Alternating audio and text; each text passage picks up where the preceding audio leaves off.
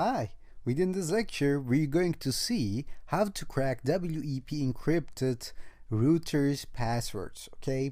So we're going to use AeroDumpNG as we did before, but now we're going to introduce a new tool called AirCrack-NG. So these are all related: AirPlay, AeroDump, AirCrack, and we use it for the same purpose. We're going to do some network penetration testing and we're going to gather the password of some router. And as I said before, WEP is not safe and can be cracked within minutes if we have the optimum conditions in order to do that. And we're going to see how to get these optimum conditions later on. But for right now, remember that WEP is easier to crack compared to WPA, and I'm going to tell you the reason behind it as well. So let me open my Kali Linux. Of course, I'm connected with bridge adapter and I have my USB Wi-Fi card plugged in, and I can just use this USB Wi-Fi card in monitor mode. So let me confirm this. So I'm opening a new terminal here, and first thing to do is just to run ifconfig in order to see whether my interface is up or down. So as you can see, I don't see my WLAN O, okay? So I have to make sure that my USB Wi-Fi card is plugged in so that I can take this into my monitor mode. As you can see now, right now I'm connected to my ET80-10025 with wired connection. So this is what we do in our NAT network. But as I plugged in my USB Wi-Fi card, as you can see, I get the WLAN O. So I'm going to take this WLAN O into monitor mode and use it to run AeroDumpNG. And before we do that, of course, we have to run airmon-ng start WLAN O to take this into monitor mode. If airmon-ng doesn't work for you, of course, you can use the alternative method that we have seen before. If I run iwconfig right now, I will see my mode is indeed monitor right now. So I can use AeroDumpNG from now on using WLAN O-mon interface, right? So you know how to do that, right? So you have to write AeroDumpNG WLAN O-mon, and it will start gathering information from around routers. So let me just make this a little bit bigger so we can see it better. Maybe you have seen that my router is here. So Pulp Fiction, I've changed my encryption to be WEP, and we can see it from here as well, right? Pulp Fiction use WEP encryption. If you use WPA or WPA2, this technique won't work because this is specific to WEP. So I'm going to focus on this line here. I'm going to just gather information from this specific router. So remember what we have to do. We have to specify the BSS ID.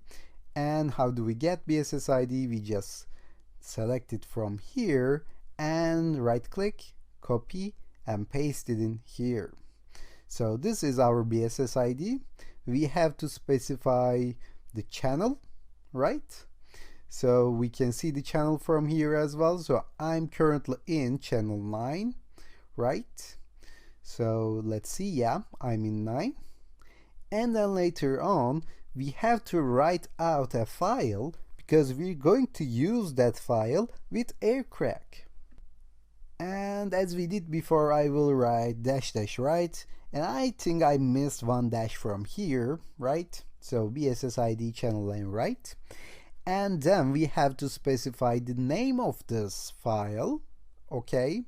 So you can choose any name, but choose something relevant. So I'm going to call this WEP crack, okay? So later on I'm going to look for wepcrack.cap.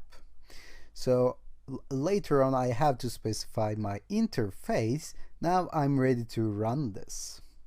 So this is gathering information and this is gathering information from the network that I want to.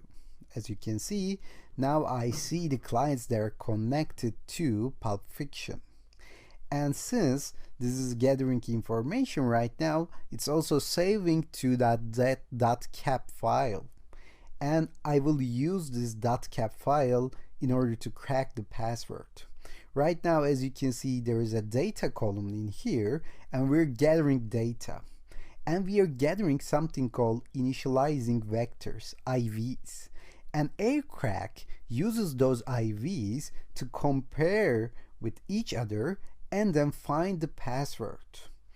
And I'm trying to open a new terminal, but I cannot manage. Let me try from here. Yeah, say new terminal. Because as this is running in the background, I will have to call AirCrack at the same time, simultaneously. Okay?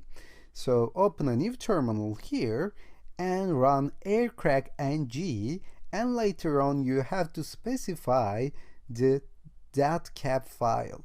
So I believe this will be webcrack01.cap. Of course, we have to confirm this. If I go to home, I will see that this is really webcrack01cap, but let me go to computer and then root. Okay, maybe you cannot reach home from left pane, but as you can see, this is indeed named as webcrack01.cap. So you have to write this exactly as the same in here, webcrack-01.cap. Then you can just hit enter.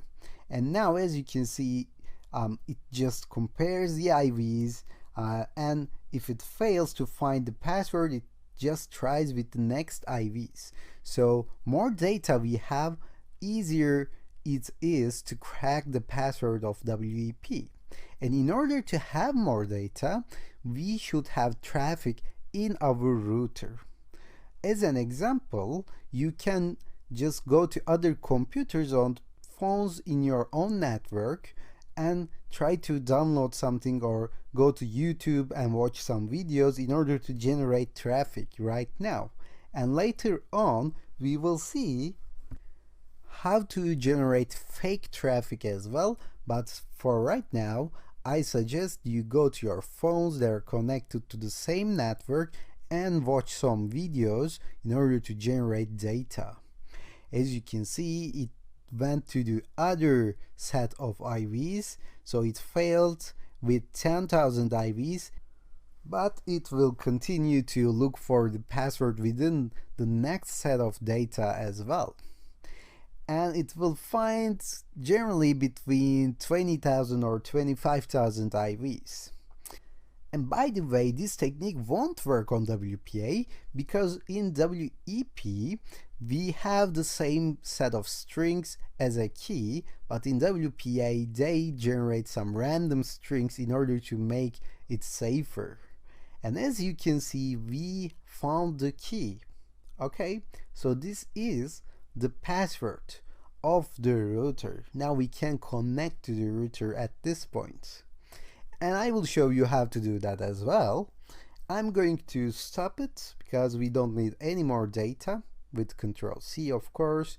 And we have to get the password from here. All you have to do is just actually lose these columns. And then you can enter the password with A1, B2, and everything.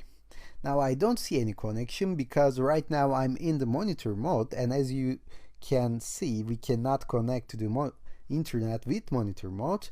Then I can try to go back to the managed mode, but I believe the best way to do this is actually to restart the computer at this point. So let me take a note of this key from here, okay, and copy it and paste it into a live path or something, and save it to my documents or desktop, wherever you want to save it. Okay, I'm going to call this webcracked and close it down, and close down all the way up, and then restart the Kali Linux from scratch. And you don't need to do this necessarily, because you may try to go to the managed mode and then just restart the connection with service network manager restart and try to connect to the internet with our newly found password. But I prefer to do this after I do some penetration testing and after I crack password.